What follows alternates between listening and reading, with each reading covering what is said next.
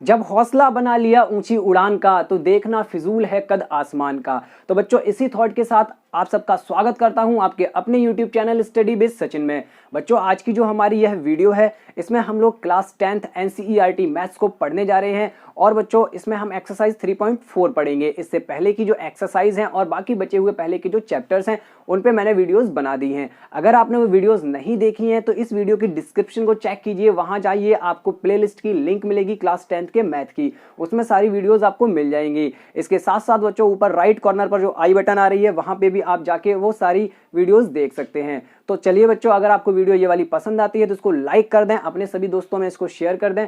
साथ साथ अगर आपने हमारे चैनल को सब्सक्राइब नहीं किया है तो चैनल को सब्सक्राइब कर लें। वीडियो को लास्ट तक पूरा देखें। आपको अगर अपने कंसेप्ट्स को क्लियर रखना है तो वीडियो को लास्ट तक पूरा जरूर देखना है, ठीक है। तो चलिए शुरू करते हैं हमारा आज का यह वीडियो। Let's start.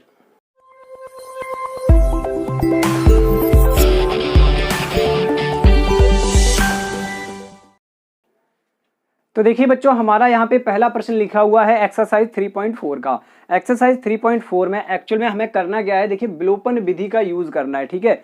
विलोपन विधि जिसको कि हम लोग इंग्लिश में बोलते हैं एलिमिनेशन, ठीक है, मेथड। एलिमिनेशन मेथड का हमें यूज करना है इस वाले एक्सरसाइज को सॉल्व करने के लिए। तो आप पहला प्रश्न यहाँ पे पढ़ेंगे। देखिए पहले प्रश्न में लिखा है कि निम्न समीकरणों के युग्म को विलोपन विधि तथा प्रतिस्थापन विधि से हल कीजिए, कौन सी विधि अधिक उपयुक्त है। तो बच्चों यहाँ पर मैं आपको पहले ही क्लियर कर दूं कि प्रतिस्थापन विधि मैंने पिछली वाली एक्सरसाइज में आपको बहुत अच्छे से समझाई है। अगर आपने पढ़ा है तो आप वाकई में प्रतिस्थापन विधि से इनको सॉल्व तो कर सकते हैं। हम यहाँ पर सिर्फ विलोपन विधि से सॉल्व करना समझेंगे। आप खुद अपनी रफ पर विलोपन विधि और प्रतिस्थापन विधि दोनों से सॉल्व करें, फिर आप अपने हिसाब से बता सकते हैं कि आपके लिए कौन सी विधि अत्यंत उपयुक्त है, अधिक उपयुक्त है, आप कौन सी आपको सुटेबल है, किससे आप हल आसानी से निकाल पा रहे हैं, वो आप खुद बताएं, ठीक है। यहाँ पर हर किसी का अलग अलग तरीका होता है करने का, और किसी को कोई मेथड पसंद आता है, किसी को कोई दूसरा मेथड पसंद आता है। तो मैं यहाँ पर ये आंसर नहीं दे सकता हूँ आपके लिए इंडिविजुअली कि कौन सी विधि अति उपयुक्त होगी। जिस मेथड से आपको समझ में आए वो आपके लिए अधिक उपयुक्त होगी। देखिए आपको यहाँ पर अलग अलग विधियां समीकरणों को सॉल्व करने के लिए इसलिए बताई जा रही हैं ताकि आप जब भी एग्जाम में क्वेश्चन पूछा जाए तो आप किसी ना किसी विधि से हल करके दिखा सकें, ठीक है। ऐसा नहीं कि आप हल ही ना कर पाए। आपको 2-3 तरीके बता जा रहे हैं, आप जिससे जो सा तरीका लगाना चाहें वो तरीका लगा सकते हैं। तो हम यहाँ पर विलोपन विधि से हल करना सीखेंगे, एलिमिनेशन मेथड से। तो एलिमिनेशन मेथड होता क्या है कि हमें दो जो समीकरण दिए जाएंगे, आपको समझना है इस बात को ध्यान से, दो जो समीकरण दिए जाएंगे उन समीकरणों में से हमें किसी एक चर को एलिमिनेट करना है, ठीक है, गायब करना है, बाहर निकालना है, विलोपन करना है उसका, ठीक है, उसका विलोप करना है। असल में देखा जाए तो हिंदी में, शुद्ध हिंदी में विलोप करना है हमें। किसी भी एक चर को आप गायब कर दो, कोई ऐसी तरकीब लगाइए कि कोई एक चर गायब हो जाए तो आपका जो समीकरण बचेगा वो सिर्फ एक चर में बचेगा, तो आप आसानी से उसको हल कर सकते हैं, ठीक है। तो हम यहाँ पर जो मेथड यूज करेंगे विलोपन विधि होगा और मैं आपको क्वेश्चंस में ही सब कुछ समझाता चलूंगा कि कैसे कैसे आप कर सकते हैं। तो चलिए इसको सॉल्व करते हैं। ये हमारा पहला प्रश्न है, इसको डाल लिया समीकरण 1 और इसको डाल लिया हमने समीकरण 2। अब बच्चों देखो यहाँ पर ये हमारे पास दो समीकरण हैं, ठीक है। मैं तरीके जो बताऊंगा आप याद रखेंगे। यहाँ पे देखिए ध्यान से, यहाँ पर आपका x के साथ गुणा में 2 है, मतलब x का गुणांक कितना है, 2 है। यहाँ y का गुणांक 3 है। यहाँ पर x का गुणांक 1 है और y का गुणांक भी 1 है। आपको जो भी चर गायब करना है उसके गुणांक बराबर करने पड़ेंगे, ये चीज दिमाग में डाल लो। पहला स्टेप यही होना चाहिए, जो चर आपको गायब करना है उसके गुणांक बराबर होना चाहिए। सपोज कीजिए आप y को यहां से हटाना चाहते हैं, y को गायब करना चाहते हैं, तो y के गुणांक बराबर होने चाहिए। मतलब यहां 3y है तो यहां भी 3y हो। तो इसके लिए आपको अब क्या करना है, इसके लिए आपको समीकरण 1 में 3 से गुणा करना है। 3 से गुणा करने पर आपने क्या किया, समीकरण 1 में 3 का गुणा किया। तो बच्चों जब भी आप गुणा करेंगे तो वो पूरे समीकरण में होगा, ये बात याद रखें। तो हो गया 3x प्लस 3y बराबर 3 पचे 15। इसको डालो समीकरण 3। अब बच्चों आप समीकरण 1 से ये वाला समीकरण निकाल के लाए हैं तो उसको तो ना देखो, अब देखो समीकरण 2 और 3 को, इन दोनों को हमें देखना है। हमें देखिए यहाँ पर साफ पता चल रहा है कि यहाँ माइनस का 3y है, यहाँ प्लस का 3y है। तो बताइए जोड़ने पर कटेंगे या घटाने पर कटेंगे? अगर हम इन दोनों को जोड़ दें, देखो एक सिंपल सा मेथड बताता हूं आपको, जोड़ने पर चिन्ह नहीं बदलते, घटाने पर चिन्ह बदल जाते हैं। मान लो मैं इनको जोड़ दूं, देखो ऐसे जोड़ दूं, अब आप पहले ये रफली थोड़ा सा समझ लो। मान लो मैं इनको ऐसे जोड़ दूं, दूसरा ये वाला समीकरण इसके जस्ट नीचे लिखा हमने है, और ऐसे करके हमने क्या किया, मैंने बोल दिया कि जोड़ने पर, क्या बोला इसको, जोड़ने पर, ठीक है, जोड़ने पर। तो बच्चों जोड़ने पर कोई भी चिन्ह नहीं बदलते हैं, ठीक है। तो अब देखिए जोड़ने पर सीधा सीधा जुड़ रहे हैं ये, तो ये दोनों जुड़ के हो गए 5x और ये कट गया है, तो इधर आ गया 15 4 19। तो ऐसे तो होता है जोड़ने पर। अब बच्चों सपोज करो मैं यहां पर बोल देता घटाने पर, क्या बोल देता, जोड़ने पर की जगह यहां क्या लिख देता, देखना अभी थोड़ा सा आपको एकदम क्लियर हो जाएगा। बच्चों मैं यहां पे लिख देता घटाने पर, घटाने पर, घटाने पर बच्चों यहां चिन्ह बदल जाते, ये 15 हो जाता अब माइनस का, ठीक है, जैसा कि हमने उसमें बहुपद में पढ़ा था कि घटाने पर चिन्ह बदलते थे ना भाग में, ठीक है, ये भी हो जाता माइनस का, ये भी हो जाता माइनस का। अब बताओ बच्चों, अब इनका ऊपर वाला ये चिन्ह नहीं रहा, अब देखो ये जो 3x है ये माइनस हो गया, ये 3y भी माइनस हो गया, अब क्या कोई कट रहा है, नहीं कट रहा है। तो ये चीज आपको सोचनी है कि जोड़ने पर कटेंगे या घटाने पर कटेंगे, ये आपको यहाँ पे सोचना पड़ेगा, ठीक है। तो हमने सोचा कि ये जोड़ने पर कट रहे हैं, कौन कौन से समीकरण जोड़ने पर, 2 और 3, तो हमने क्या लिखा, समीकरण 2 व 3 को जोड़ने पर, हमने इन समीकरणों को जोड़ दिया, जोड़ने पर, ठीक है, हमने दोनों समीकरणों को जोड़ा। तो आप देखो, आप में से कुछ लोग जो समझते हैं इस बात को कि डायरेक्ट जोड़ा जा सकता है, वो डायरेक्ट जोड़ सकते हैं, जो नहीं इस बात को समझ सकते हैं तो वो ऐसे लिख लें, दोनों समीकरणों को ऐसे करके लिख लिया करो। ये वाला समीकरण 2 हो गया और इसके जस्ट नीचे x वाले पद के नीचे x वाला पद प्लस 3y बराबर 15। तो और यहां लिख दो जोड़ने पर, यहां पे क्या लिख दो, जोड़ने पर, ठीक है। इतना काम आप कर सकते हो, यहां लाइन खींचो। अब देखो मैंने बताया जोड़ने पर चिन्ह तो नहीं बदलते, तो ये हो गया जुड़ के 3 और 2 5, यहां माइनस का 3y प्लस का 3y कट जाएगा, 0 हो जाएगा, इधर बचेगा आपका 19।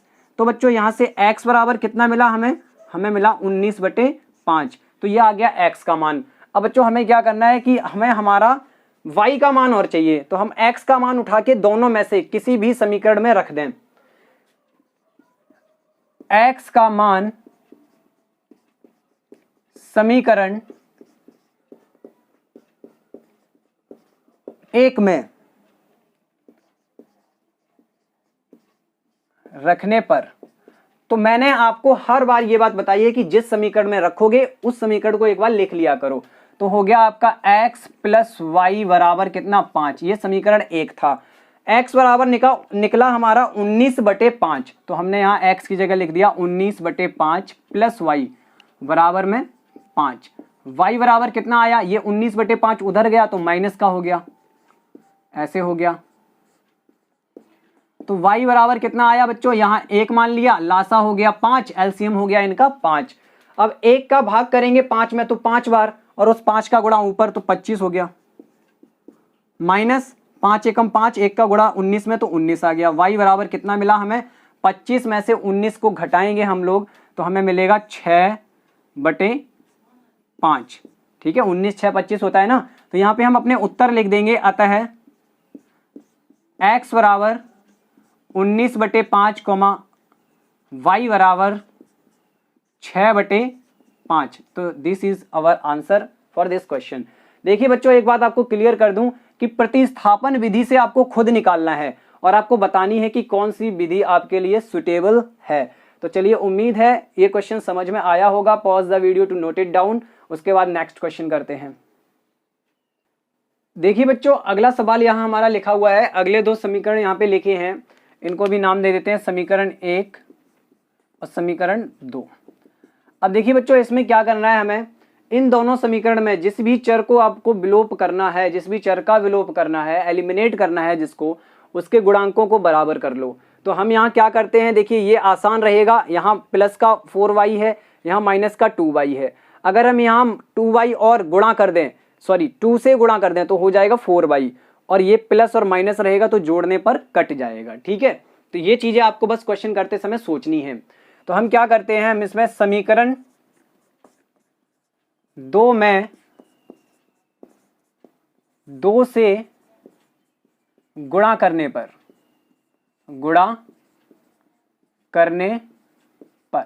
तो समीकरण 2 पूरे में 2 से गुणा करो तो हो जाएगा 4x माइनस 4y बराबर 2 दूनी 4। ये डाल लो समीकरण नंबर 3।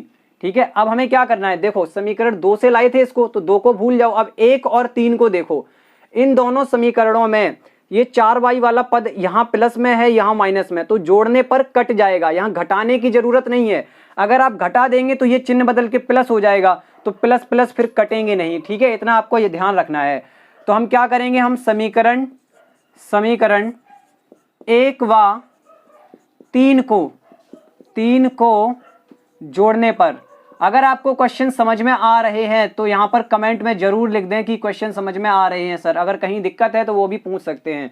समीकरण 1 व 3 को जोड़ना है तो दोनों समीकरणों को ऐसे लिखेंगे हम। ठीक है, ये बेसिक मेथड है, आप अगर डायरेक्ट करना चाहें डायरेक्ट जोड़ के लिख सकते हैं।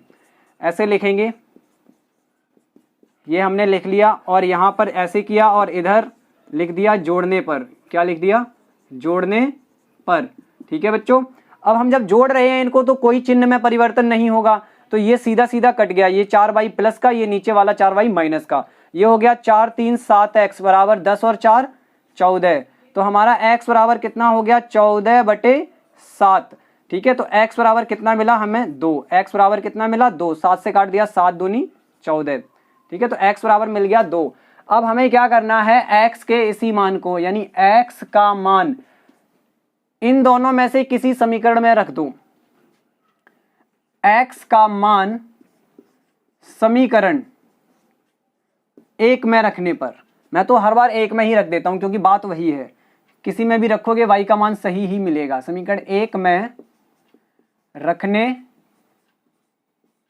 पर, तो आप बच्चों अगर वीडियो आपको पसंद आ रही हो तो वीडियो को शेयर जरूर कर दिया करें दोस्तों। में गर्मी में वीडियो बनाने का कुछ तो थोड़ा बहुत तो फायदा दो बच्चों।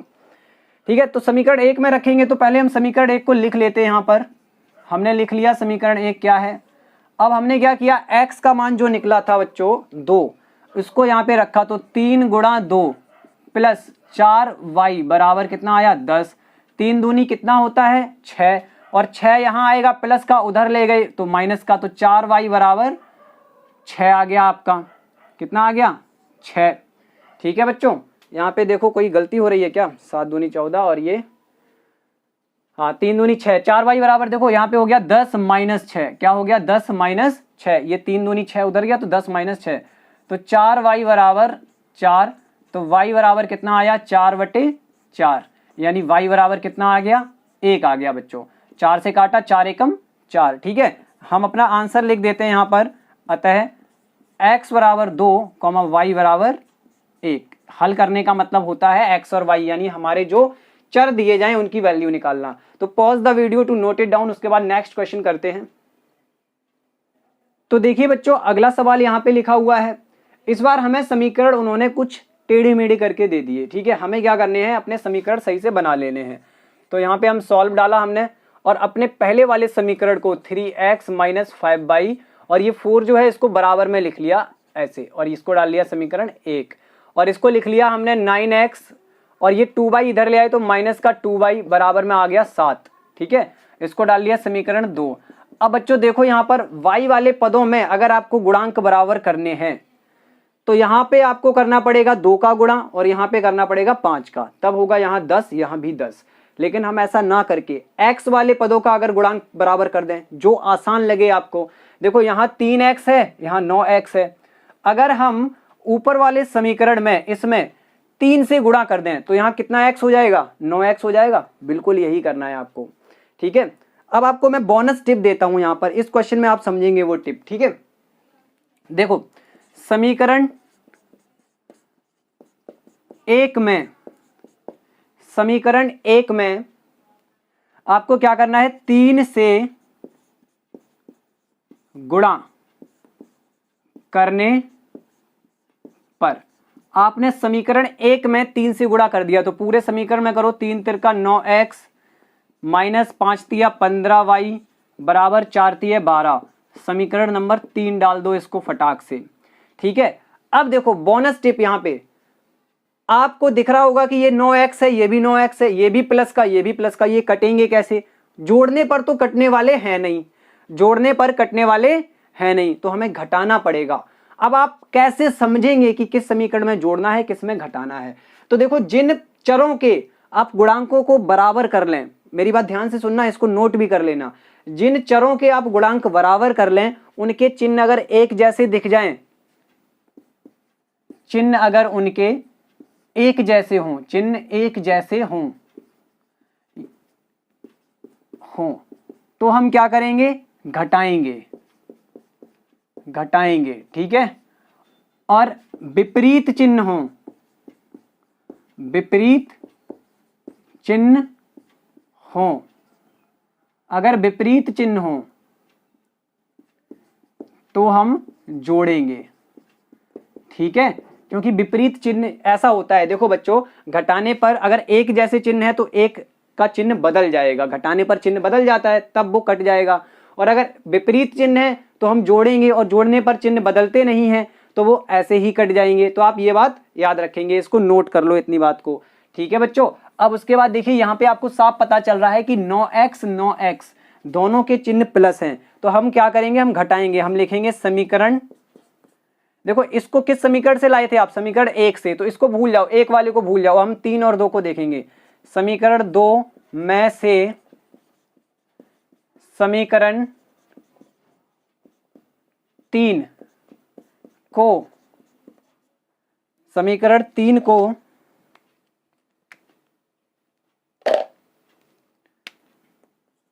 घटाने पर, क्या करने पर? घटाने पर। तो ध्यान से देखो बच्चों, समीकरण 2 ये रहा और समीकरण 3 ये रहा। आपने घटाया है तो आप ऐसे लिखेंगे घटाने पर, आपने लिख दिया घटाने पर। अब बच्चों, घटाने पर नीचे वाली लाइन के नीचे वाले समीकरण के चिन्ह बदल दो, ये हो गया माइनस, ये हो गया प्लस, ये हो गया माइनस। तो बच्चों अब ये जो 9x है ना, ये माइनस हो चुका है, ये 15y ये प्लस हो चुका है, तो इसका माइनस वाला चिन्ह नहीं देखना। ऐसे ये 12 जो है वो पहले प्लस था, अब माइनस हो गया, तो देखो ये कट गए, प्लस माइनस कट गए। यहाँ पे देखो 15y प्लस का और 2y माइनस का, तो घट के आ गया हमारे पास 13y। यहाँ पे कितना आया घट के? देखो 12 में से 7 गए, 5 बचेगा, और वो 5 कैसा बचेगा? माइनस का बचेगा, क्योंकि 12 बड़ा है, माइनस का है, ठीक है बच्चों। अब देखिए बच्चों, यहां से y बराबर कितना निकला? y बराबर निकला, पहले मैं लिख देता हूं, हमें नीचे मिला है 13y बराबर -5, तो y बराबर हो गया -5/13। सिंपल। y का मान किसी भी समीकरण में रख दो, y का मान समीकरण 1 में रखने पर, अब देखो बच्चों, समीकरण 1 था क्या? ये लिखा हुआ है 3x - 5y = 4, ठीक है, ये समीकरण 1 था। अब हमने y का मान इसमें रखा तो हो गया 3x - 5 गुणा, y की जगह लिख दिया माइनस का 5/13 बराबर में 4, तो हो गया 3x माइनस और माइनस प्लस 5 पंचे 25/13 बराबर 4, ठीक है, हो गया 3x बराबर, ये उधर गया तो हो गया 4 - 25/13, तो 3x बराबर कितना आया बच्चों? 13 चौके 52। अब 52 में से 25 घटा लो आप, 7 ये 2 ये, तो आ गया हमारे पास 27/13, ठीक है बच्चों। कितना आया? 27/13। यहां देखो बच्चों, 3x बराबर 27/13, 3x बराबर क्या आया? 27/13, तो 3 इधर जाएगा तो नीचे जाएगा, तो x बराबर हो गया 27/13 गुणा 3, क्योंकि 3 आएगा यहां नीचे बटे में, तो ये 3 है, 3 से काटो 3 निम 27, तो x बराबर 9/13। अतः हम उत्तर लिखेंगे अपने, x बराबर 9/13 और y बराबर माइनस का 5/13। ये हमारे आंसर हैं। उम्मीद करता हूं क्वेश्चन समझ में आया होगा। तो चलिए pause the video to note it down, इसका भी या तो स्क्रीनशॉट ले लो या पॉज करके नोट कर लो। नेक्स्ट क्वेश्चन देखेंगे अब। तो बच्चों देखिए, हमारा यहाँ पे अगला यानी पहले प्रश्न का आखिरी पार्ट यहाँ पे लिखा हुआ है। यहाँ भी हमें वही x और y के मान निकालने यानी हल करना है। तो बच्चों यहाँ पर देखिए समीकरण कुछ अलग टाइप से उन्होंने लिख के दिए हैं, हमें इनको एक सही तरीके से लिख लेना है। अगर आप ना भी लिखना चाहें तब भी मैं देखो इसको सॉल्व करवा दूंगा। कैसे? ये सॉल्व यहाँ से हटाओ।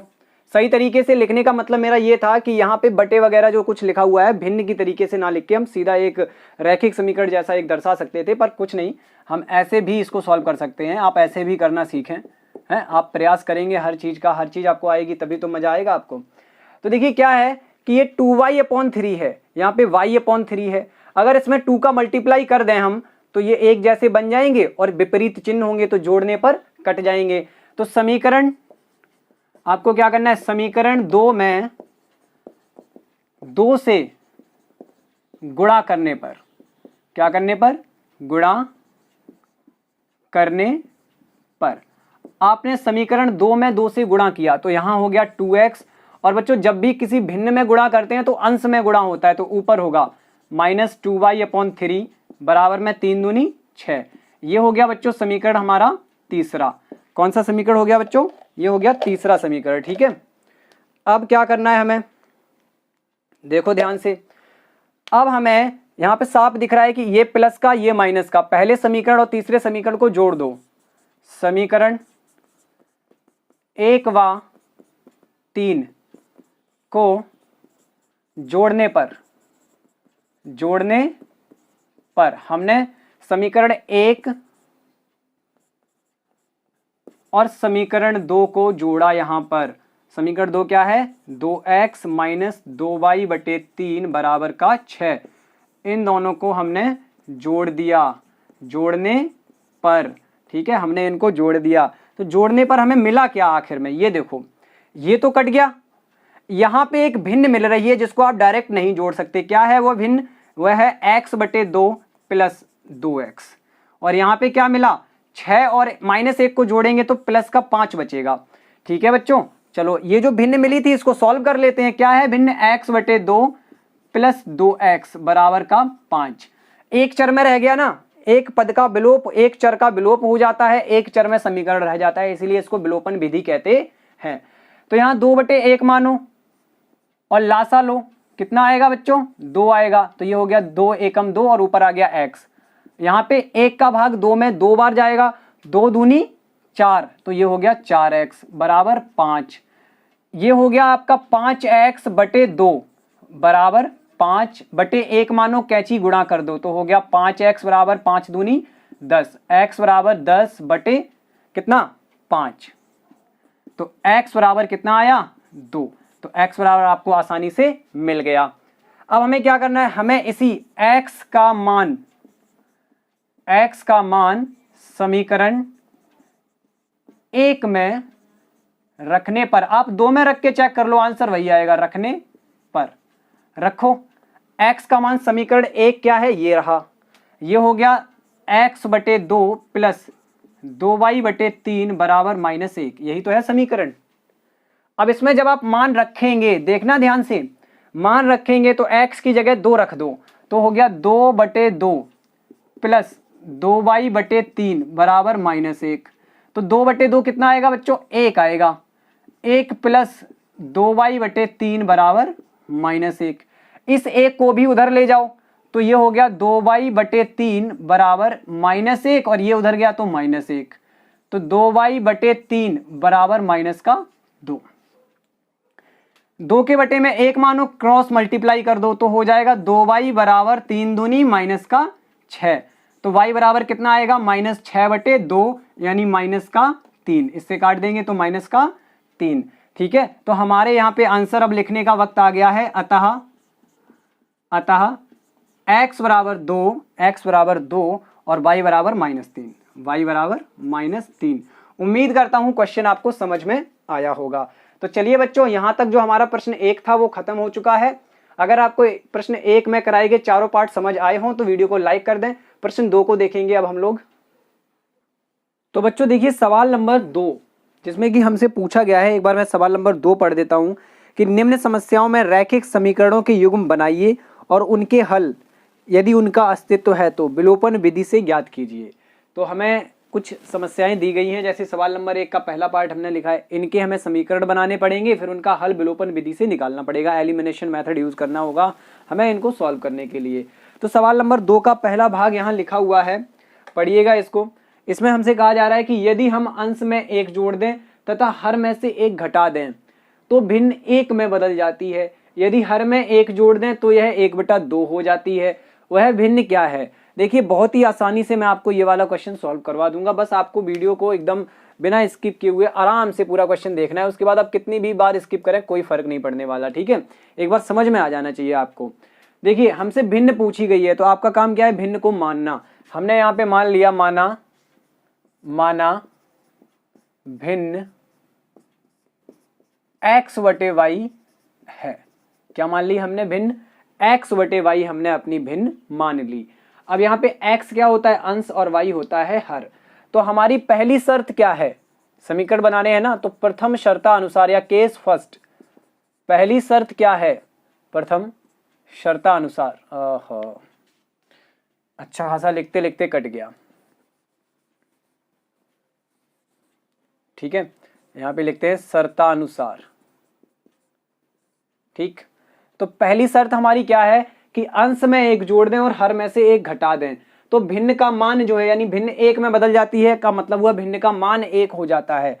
तो अंश में 1 जोड़ दो और हर में से 1 घटा दो तो भिन्न बन गई हमारी 1। कितनी हो गई? 1।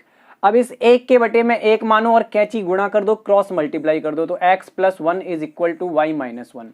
इस y को इधर ले आओ तो x - 1, और ये वाला 1 उधर गया तो -1 - 1 हो जाएगा। तो x - y, यहाँ 1 नहीं था, y था, x - y = -2। Equation number first आ गया समझ में बच्चों? कैसे हमने हमारा पहला समीकरण बना लिया। द्वितीय शर्तानुसार, दूसरी शर्त क्या है? दूसरी शर्त है बच्चों कि यदि हर में 1 जोड़ दें तो यह 1/2 हो जाती है। अब हमसे अंश की बात नहीं की गई है तो हम सिर्फ हर में 1 जोड़ेंगे, तो x/y + 1, हर में 1 जोड़ दिया तो भिन्न हो गई 1/2। फिर से क्रॉस मल्टीप्लाई करेंगे तो आएगा 2x = y + 1, इधर गुणा होगा जाके 1 में, तो अब ये इधर आया तो हो गया 2x - y = 1, समीकरण नंबर 2। अब बच्चों हमें हमारे दोनों समीकरण मिल चुके हैं, हमें बस इनको हल करना है। तो देखिए यहाँ पे y के गुणांक बराबर हैं, चिन्ह भी एक जैसा है, तो y के गुणांक बराबर हैं यहाँ पर, तो हमें बराबर करने की जरूरत नहीं पड़ेगी। चिन्ह एक जैसा है मतलब घटाना पड़ेगा। क्या करना पड़ेगा?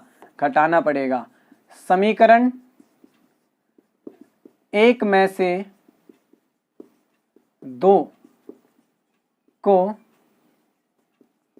घटाने पर, तो समीकरण 1 क्या है हमारा? x - y = -2, और समीकरण 2 क्या है हमारा? 2x - y = 1। अब हमें इनको घटाना है बच्चों, तो हम लिखेंगे घटाने पर। क्या लिखेंगे? घटाने पर। लाइन खींचिए, माइनस लगाइए, प्लस लगाइए, माइनस लगाइए, मतलब चिन्ह बदल दीजिए, जो प्लस है उसको माइनस कर दो, जो माइनस है उसको प्लस कर दो। तो बच्चों ये कट गए, अपोजिट चिन्ह है, ये y अब माइनस का हो गया, ये y प्लस का हो गया। यहाँ पे देखिए आप प्लस वाले x में से माइनस के 2x, इनको जब हम सॉल्व करेंगे तो हमें मिलेगा माइनस का x। 2x में से 1x घट गया और ये वाला बड़ा है, वो माइनस चिन्ह के साथ है, इसलिए माइनस आ गया। यहाँ पर दोनों जुड़ गए, ये -2 ये -1, तो माइनस का 3, तो x बराबर आ गया 3। ये आपने निकाल लिया, ठीक है। माइनस और माइनस कैंसिल हो जाएंगे, x बराबर आएगा 3। अब x का मान रख दो किसी भी समीकरण में। x का मान समीकरण 1 में रखने पर, तो आपने क्या किया? x का मान उठाया और समीकरण 1 जहां भी बना था उसमें रख दिया। तो समीकरण 1 को एक बार लिख लेंगे हम लोग। ये है समीकरण 1, हमने x की जगह रखा 3 -y -2, हमने लिखा -y, ये 3 उधर गया तो हो गया -2 -3, तो -y बराबर बच्चों आया -5, यानी y बराबर आ गया 5। तो हमने y बराबर भी निकाल लिया, ठीक है। हमें बताना क्या था? भिन्न बतानी थी, तो हम यहाँ पे अपना उत्तर लिखेंगे अब। अतः भिन्न क्या होगी? x बटे y हमने भिन्न मानी थी, x निकला 3, y निकला 5, यानी 3/5 हमारी भिन्न है। आंसर आ गया बच्चों। ठीक है, ऐसे करेंगे आप लोग इस वाले क्वेश्चन को। तो pause the video to note it down. ठीक है, चलिए नेक्स्ट क्वेश्चन देखेंगे अब। तो चलिए बच्चों देखिए, यहाँ पे दूसरे प्रश्न का दूसरा पार्ट लिखा हुआ है, आयु संबंधी प्रश्न है ये। आयु संबंधी प्रश्न मैंने पिछली एक्सरसाइज में भी एक करवाया था। यहाँ राइट कॉर्नर में जो आई बटन आ रही है वहां पे क्लिक करके आप जाइए। ठीक है, उस वाली वीडियो में तीसरे प्रश्न का, वहां पे उस वीडियो में तीसरे प्रश्न का छठवां पार्ट वो था, जैकब से संबंधित प्रश्न था, जैकब और उसके पुत्र से। ठीक है, तो यहां पर उसी का थोड़ा कंसेप्ट यूज होगा। मैंने उसमें एक चीज बताई थी बेसिक से, हम वो इस क्वेश्चन में थोड़ा डायरेक्ट करने वाले हैं, इसलिए मैंने आपसे बोला है कि वो क्वेश्चन एक बार देख लो। देखिए, 5 वर्ष पूर्व नूरी की आयु सोनू की आयु की 3 गुनी थी। 10 वर्ष पश्चात नूरी की आयु सोनू की आयु की 2 गुनी हो जाएगी। नूरी और सोनू की आयु कितनी है, यानी वर्तमान आयु बतानी है। तो हम मान लेते हैं, माना नूरी की वर्तमान आयु यानी इस समय अभी क्या है, x वर्ष है। ठीक है, और मान ली हमने सोनू की वर्तमान आयु क्या मान ली हमने, y वर्ष है। ठीक है, अब देखो स्थिति 1, यहां पे केस फर्स्ट लगाने वाले हैं हम लोग। ठीक है, प्रथम शर्ता अनुसार इसको ऐसे भी लिखते हैं, स्थिति फर्स्ट। पहली स्थिति में क्या कहा गया है कि 5 वर्ष पूर्व नूरी की आयु सोनू की आयु की 3 गुनी थी। तो आपको कंपैरिजन करना है। अब आपको मैंने पिछली बार बताया था कि 5 वर्ष पूर्व के लिए आयु लिखो, है, अब वहां 10 वर्ष पश्चात लिखा है तो 10 वर्ष पश्चात के लिए आयु लिखो। नहीं, इस क्वेश्चन में हम डायरेक्ट करेंगे, बेसिक आप सीख चुके हैं। मैं आप फिर से कह रहा हूं कि आप उस वाली वीडियो को एक बार देखें। राइट कॉर्नर में जो आई बटन आ रही है वहां पे उस वीडियो में जाइए, वो क्वेश्चन देखिए, छठवां क्वेश्चन, लास्ट वाला, एकदम आखिरी का। तो देखो बच्चों, हमें कंपेयर करना है नूरी और सोनू की आयु में। तो 5 वर्ष पूर्व नूरी की आयु कितनी होगी, x में से 5 घटा दो, 5 वर्ष पहले की बात हो रही है। और सोनू की कितनी होगी, y माइनस 5। ठीक है, अब स्थिति 1 में यह बोला गया है कि नूरी की आयु सोनू की आयु की 3 गुनी थी। 5 वर्ष पूर्व जब कंपेयर कर रहे हैं हम, तो नूरी की आयु 3 गुना थी सोनू की आयु की, तो हमने इसमें 3 का गुणा कर दिया। तो बच्चों हमें यहां से जो मिला वह है x माइनस 5 बराबर 3y माइनस 15। अब हम x माइनस 3y को तो इधर ले आए और इस 5 को उधर लेके चले गए, माइनस 15 प्लस 5, ये हो जाएगा, ये प्लस 5 हो जाएगा उधर जाके। तो यहां सॉल्व किया हमने तो हमें मिला माइनस का 10। ये हो गया समीकरण नंबर 1। अब डालेंगे स्थिति सेकंड, केस सेकंड। ठीक है, दूसरी स्थिति ये कह रही है कि हमें कंपेयर करनी है 10 वर्ष बाद पश्चात, तो हम दोनों की ही 10 वर्ष बाद की आयु दोनों लिख लेते हैं।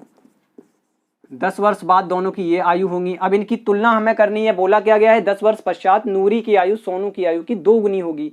तो सोनू की आयु जो 10 वर्ष बाद है उसमें 2 का गुणा कर दो। तो अब हमने क्या किया, x प्लस 10 बराबर 2y प्लस 20। तो ये हो गया x माइनस 2y, और ये 10 उधर गया तो लिखेंगे 20 माइनस 10। ठीक है, और इसको सॉल्व करके क्या आएगा, 10 आएगा। कितना, 10, समीकरण नंबर 2। और विलोपन विधि से ही हमें हल करना है। तो आप देखिए यहाँ x का गुणांक बराबर है, बराबर करने की कोई जरूरत तो है नहीं, और चिन्ह भी इनके एक जैसे हैं, तो घटाने पर हमें सॉल्व करने को आसानी मिलेगी, घटाने पर हमें आसानी से हम सॉल्व कर सकते हैं। तो आप समीकरण 1 में से 2 को घटा दो, समीकरण 1 में से समीकरण 2 को घटाने पर समीकरण 1 को लिखिए एक बार, x माइनस 3y बराबर माइनस का 10, और समीकरण इसके नीचे 2 को लिखिए, x माइनस 2y बराबर 10। यहां लिख दो घटाने पर चिन्ह बदल जाते हैं, तो ये कट गया, ये आ गया माइनस y, और यहां आ गया माइनस का 20। घटाने पर क्या आया, माइनस y बराबर माइनस का 20। ये दोनों जुड़ जाएंगे, माइनस माइनस प्लस हो गया, 20 हो गया माइनस का, माइनस से माइनस कैंसिल, y बराबर 20। y का मान देखो कितनी जल्दी सवाल होता है, y का मान समीकरण 1 में रखने पर, y का मान रख दो समीकरण 1 में, तो समीकरण 1 हमारा क्या था, एक बार इसको लिखेंगे, x माइनस 3y बराबर माइनस का 10, x माइनस 3 गुणा y का मान है 20 बराबर माइनस का 10, x माइनस 20 दिया 60 बराबर माइनस का 10, तो x बराबर आया माइनस 10 प्लस 60। सॉल्व करेंगे बच्चों तो मिलेगा 50। आ गया आंसर, आ गया कि नहीं आ गया, x और y दोनों के मान आ गए। ठीक है, तो हम अपना उत्तर लिख देते हैं बच्चों, हैं अपना उत्तर यहां लास्ट में नीचे ही लिख देते हैं। अतः नूरी की आयु, जो कि वर्तमान आयु है, कितनी आई, 50 वर्ष। ठीक है, और सोनू की आयु, सोनू की आयु बच्चों कितनी आई, 20 वर्ष। ठीक है, अच्छा आपको ये डर तो नहीं है कि हमारे आंसर गलत तो नहीं है, चेक करने हैं।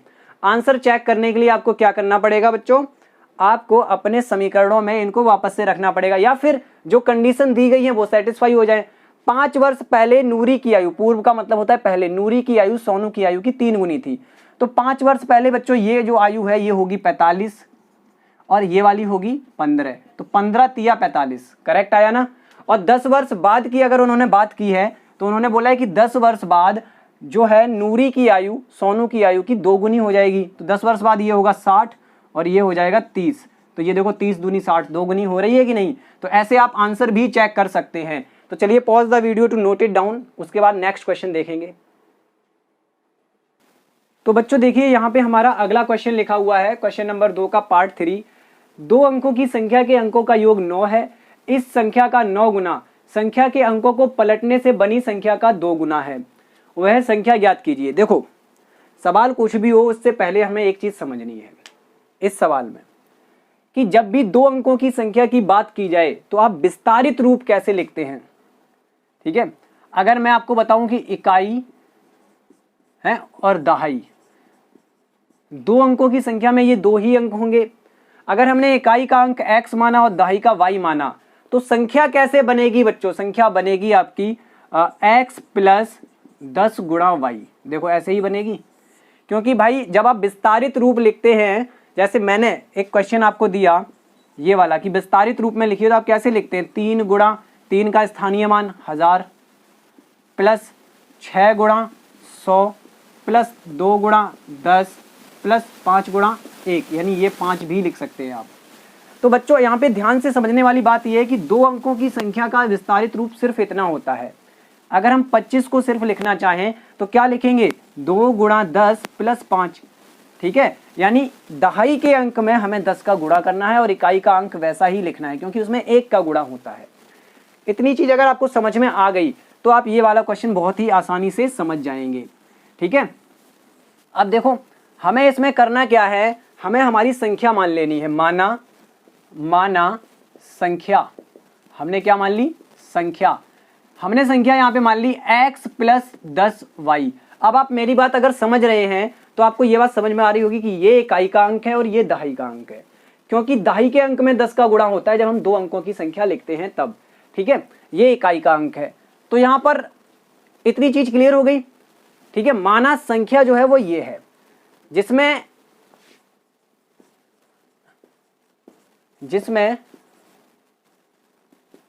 इकाई अंक आपका क्या है, x है, दहाई अंक आपका क्या है, y है। अब बच्चों देखो हमसे कहा गया है कि 2 अंकों की संख्या के अंकों का योग मतलब इकाई और दहाई के अंकों का योग। तो स्थिति 1 आप डालेंगे, स्थिति 1 अंकों का योग कितना है, x प्लस y कितना है, 9। समीकरण नंबर 1 मिल गया ना, समीकरण 1। अब आपका आगे का काम क्या है, स्थिति 2 पढ़ो। ठीक है, अब स्थिति 2 से पहले एक चीज और आपको बता दूं मैं कि इस संख्या का 9 गुना संख्या के अंकों को पलटने से बनी संख्या।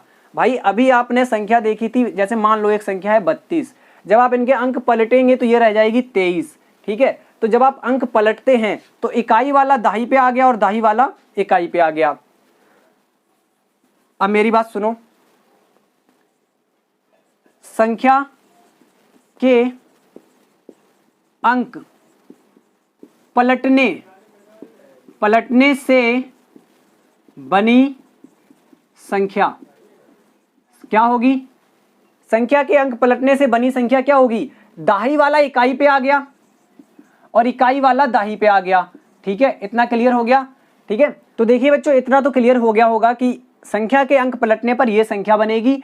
अब हम क्या करते हैं, स्थिति 2 देखते हैं। स्थिति 2, स्थिति सेकंड, केस सेकंड। देखिए हमसे बोला गया है कि इस संख्या का 9 गुना, जो संख्या दी गई है इसका 9 गुना, तो हम क्या करेंगे, x प्लस 10y, इसका कितना गुना, 9 गुना, बराबर है, यहाँ पे कहीं लिखा नहीं जाता है बराबर है, ठीक है, इसमें कहीं लिखा नहीं होता है, लेकिन आपको समझना है कि इस संख्या का 9 गुना संख्या के अंकों को पलटने से बनी संख्या का 2 गुना है। मतलब ये दोनों चीजें बराबर हैं आपस में, 2 गुना है जब हमने अंक पलट दिए तब। तो y प्लस कितना हो गया, 10x, इनका गुणा करो अंदर तो हो गया 9x प्लस 9 दही 90y, बराबर ये हो गया आपका कितना, 2y प्लस 2 दही 20x। अब आप क्या करो कि सबको इधर ले आओ, तो हो गया 9x plus 90y minus 2y minus 20x बराबर 0। अब इसके बाद हमें क्या करना है बच्चों, यहाँ पर देखो ध्यान से, 9x और ये 20x, तो हमारा कितना बचा यहाँ पर, यहाँ पे हमारा बचेगा 9x था ना, ये वाला 20x है, तो घट के बच गया हमारे पास 11x, माइनस का 11x, देखिए माइनस का बड़ा है नंबर, तो माइनस का 11x बच गया। यहाँ पे बच गया आपका प्लस का 88, प्लस का 88y बराबर में 0, माइनस का 11 कॉमन ले लो, x माइनस 11 अट्ठे 88y बराबर 0। तो माइनस 11 से इधर भाग हो जाएगा 0 में, तो माइनस 11 का जब 0 में भाग करेंगे आप तो 0 प्राप्त होगा, तो हो गया x माइनस 8y बराबर में 0। समीकरण नंबर 2, समीकरण नंबर कितना, 2। ठीक है, चलिए इतना क्लियर हो गया। अब समीकरण 1 और 2 को हल करना है बस, और x और y के मान निकालने हैं। तो हम क्या करते हैं, देखो x का गुणांक तो वहां बराबर है ऑलरेडी, ठीक है, तो हम क्या करते हैं कि समीकरण 1 में से 2 को घटा देते हैं। समीकरण 1 में से 2 को घटाने पर तो हमने घटाया, तो बच्चों जब हम घटाएंगे देखो क्या प्राप्त होता है, मजेदार चीजें आने वाली हैं। समीकरण 1 लिखिए एक बार, x प्लस वाई बराबर 9, अब 2 लिखिए x माइनस 8y बराबर 0। अब यहां घटाइए, घटाने पर, तो आप जब घटाएंगे तो आपको पता है चिन्ह बदल जाते हैं, तो ये कट गया, ये हो गया 8 और 1 9y बराबर 9 को 0 में घटाओ या जोड़ो कोई फर्क नहीं पड़ने वाला, 9 ही आएगा। y बराबर कितना आया, 9/9 यानी कि 1। y हमें कितना मिला, 1। अब y का मान रखो किसी भी समीकरण में, तो y का मान समीकरण 1 में रखने पर, आप जब y का मान समीकरण 1 में रखेंगे, देखिए y का मान समीकरण 1 में आप रखेंगे तो आपको क्या मिलेगा, समीकरण 1 है x प्लस वाई बराबर 9, x प्लस 1 बराबर 9, तो x बराबर 9 माइनस 1 जो कि आएगा 8। कितना आ गया, 8 आ गया। अच्छा संख्या क्या होगी हमारी, अतः संख्या क्या होगी बच्चों, संख्या हमने क्या मानी थी, x प्लस 10y, x कितना है 8 प्लस 10y कितना है 1, तो 10 एकम 10 और 8 18, ये हमारा उत्तर है। कितना उत्तर आया, 18। संख्या कितनी आई, 18। अच्छा आंसर चेक करना सीखना है, 2 अंकों की संख्या के अंकों का योग 9, 18 में अंकों का योग कितना है, 9 है, क्लियर है, 1 और 8 को जोड़ने पर 9 आता है।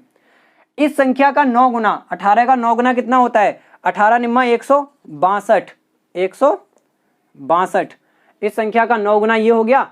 अंकों को पलटने पे बनी संख्या, यानी 18 के अंक पलट के बनाएंगे तो कितना आएगा, 81। इसका 2 गुना है, देखो 81 का दुगुना कितना होता है, 162, बराबर आया। तो उम्मीद करता हूं क्वेश्चन आपको समझ में आया होगा, तो pause the video to note it down, ठीक है, इस क्वेश्चन को नोट कर लो, मजेदार क्वेश्चन था। चलिए अब इसके बाद नेक्स्ट क्वेश्चन देखते हैं। तो देखिए बच्चों यहाँ पे सवाल नंबर 2 का चौथा पार्ट लिखा हुआ है, बहुत बढ़िया क्वेश्चन है, इसको भी आराम से समझना। मीना 2000 रुपए निकालने के लिए बैंक गई, उसने खजांची से यानी कि जो कैशियर बैठा रहता है उससे 50 के और 100 के नोट देने को कहा। मीना ने कुल 25 नोट प्राप्त किए, ज्ञात कीजिए कि उसने 50 के और 100 के कितने कितने नोट प्राप्त किए। बहुत ही आसान क्वेश्चन है, बहुत ही सरल, एकदम सरल भाषा में समझाऊंगा, ठीक है। इसको सॉल्व करते हैं। चलो हम मान लेते हैं, माना 50 के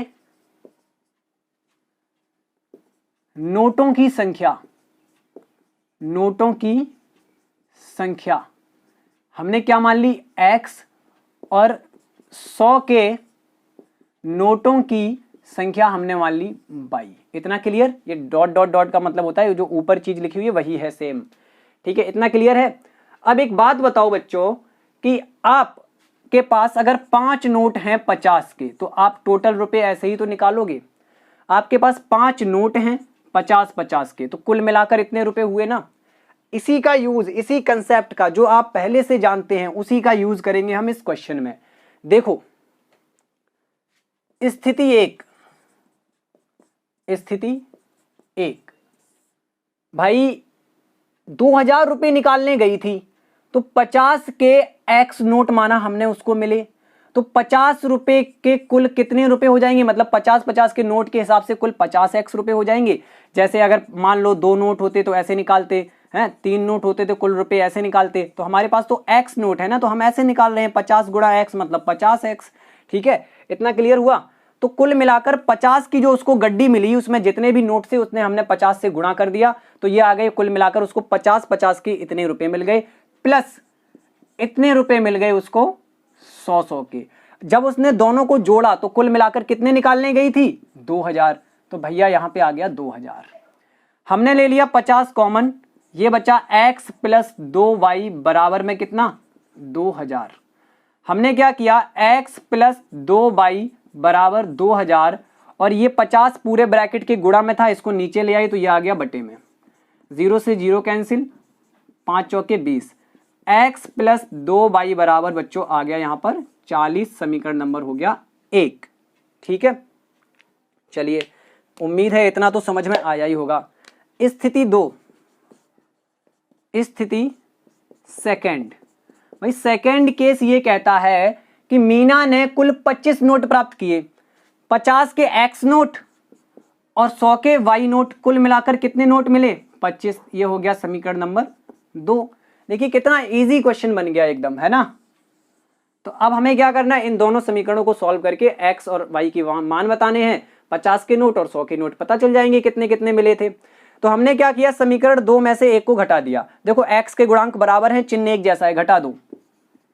समीकरण 1 में से समीकरण 2 को घटाने पर, आप लोग भी सोचते होंगे ना कि मैथ में भी जब हिंदी लिखनी पड़ती है तो कितना दिक्कत होती है, लेकिन लिखा करो, नंबर अच्छे आते हैं, पूरे नंबर मिलते हैं कंसेप्ट के हिसाब से जो आप स्टेप बाय स्टेप करते हो। तो समीकरण 1 लिखेंगे हम x प्लस 2y बराबर 40 और x प्लस y बराबर 25। हम पता है क्या कर रहे हैं, घटा रहे हैं, तो हमने लिख दिया घटाने पर, ठीक है। घटाने पर आप सबको पता है चिन्ह बदल जाते हैं, तो ये कट गया। यहां बचा हमारे पास y, 2y में से 1y हट गया तो बचा y, और 40 में से अगर हम 25 घटाएंगे तो मिलेगा 15, यानी 100-100 के तो आपने निकाल लिए, y माना था तो 100-100 के 15 नोट मिले उसको।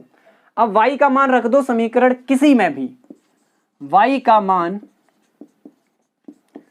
समीकरण 2 में रखेंगे। इस बार 2 में रखने पर तो हम समीकरण 2 में y का मान रख देते हैं बच्चों।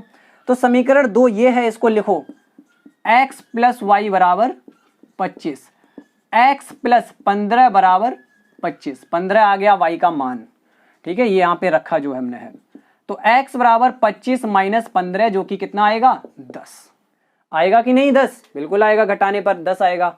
तो हम लिखेंगे अतः 50 के नोटों की संख्या, नोटों की संख्या, 50 के नोट क्या माने थे, x, तो कितनी निकली 10 है, व 100 के नोटों की संख्या, नोटों की संख्या कितनी है बच्चों, कितनी निकली थी 15, y का मान कितना आया 15 है।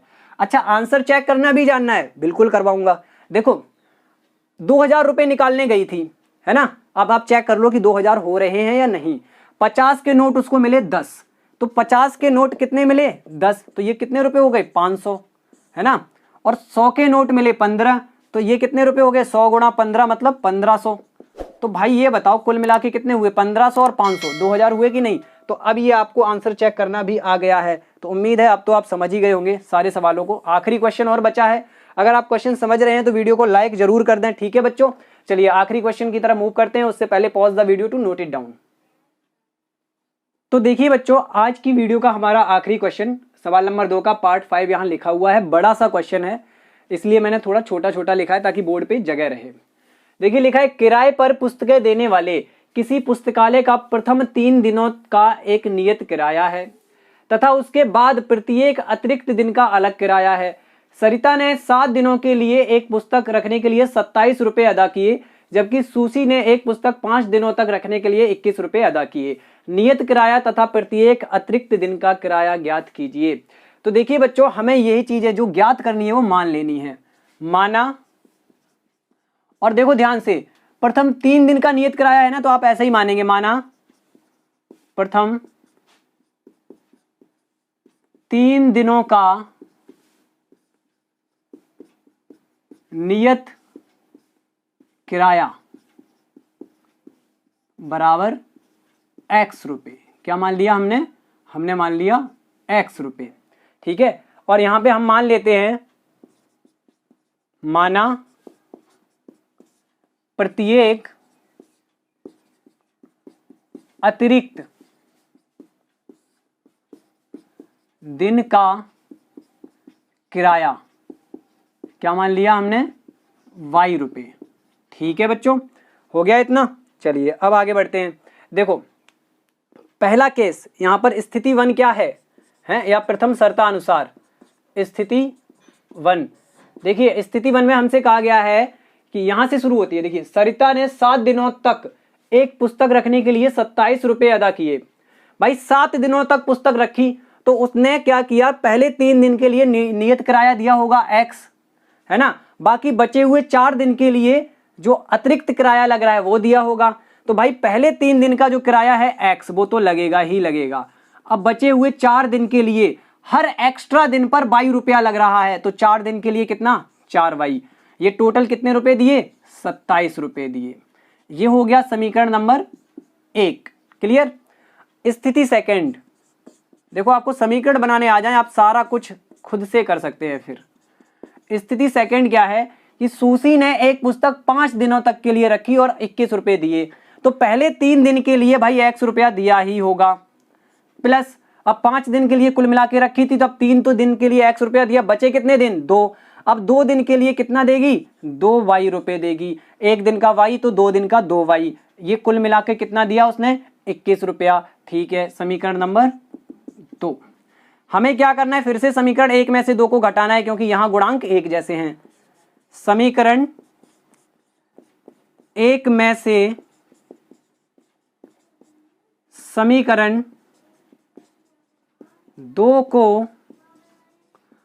को घटाने पर, समीकरण 1 में से समीकरण 2 घटा दो तुरंत, ठीक है, तुरंत घटा देते हैं। तो x प्लस 4y बराबर 27 और x प्लस 2y बराबर 21। हमने यहां घटाया, ठीक है, ये चिन्ह बदल गए यहां पर, तो ये कट गया, बचा कितना, 2y बराबर में इधर कितना बचा, 27 में से 21 गया, 6 बचा। कितना बचा, 6, ठीक है। यहां पे लिख दो घटाने पर, घटाने पर, ठीक है, इतना हो गया। अब देखो यहां पे बच्चों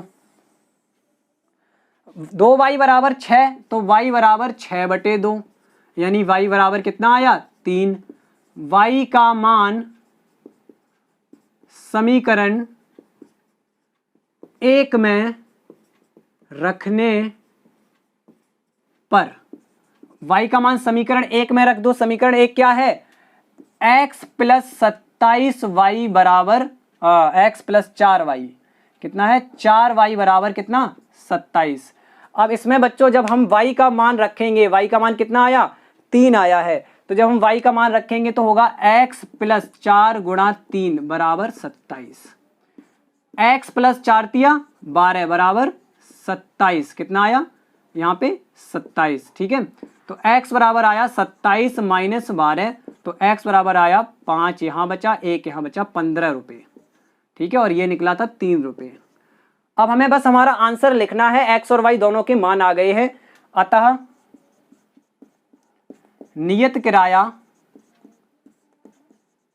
किराया जो हमने 3 दिन का नियत किराया माना था वो कितना आया, एक्स माना था, तो एक्स का मान है 15 यानी 15 रुपये।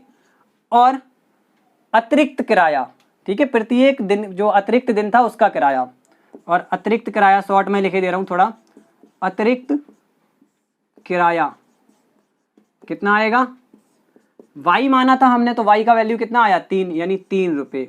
तो उम्मीद करता हूं आपको ये वाला प्रश्न भी अच्छे से समझ में आया होगा। वीडियो को तुरंत फटाक से लाइक कर दो। तो बच्चों pause the video to note it down, उसके बाद थोड़ी सी वार्तालाप हो जाए। तो बच्चों आज की वीडियो में कराए गए सवाल आपको कैसे लगे ये हमें कमेंट बॉक्स में जरूर बताएं। अगर आपको किसी भी सवाल को समझने में कोई भी दिक्कत हो रही है तो वो भी कमेंट बॉक्स में जरूर बताएं। अगर आपको सवाल समझ में आए हैं तो वीडियो को लाइक कर दें, अपने सभी दोस्तों में इसको शेयर कर दें। सारी वीडियोज को देख लीजिए जो मैंने बनाई है, आपके सारे कंसेप्ट पिछले जो है वो क्लियर हो जाएंगे। तो बच्चों थोड़ी सी जो ये देखिए टी शर्ट का जो कलर चेंज हो रहा है, तो इसका थोड़ा सा फल दीजिए, वीडियो को शेयर कीजिए दोस्तों में। चैनल को अगर आपने सब्सक्राइब नहीं किया है तो चैनल को भी सब्सक्राइब कर लें। बच्चों मिलेंगे नेक्स्ट वीडियो के साथ, तब तक के लिए नमस्कार, बाय बाय, जय हिंद।